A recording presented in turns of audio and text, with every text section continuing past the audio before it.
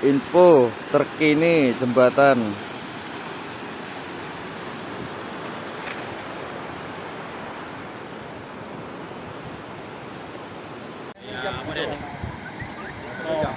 Nggak bisa lewat jembatan Penyaringan dari semalam, dari jam 12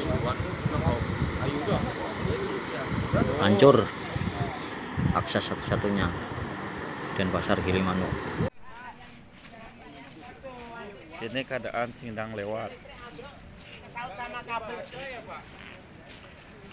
jembatan hancur.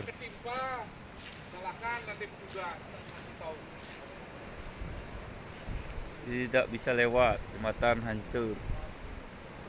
Ampuro tiang Tingidang ke negara. Banjir parah.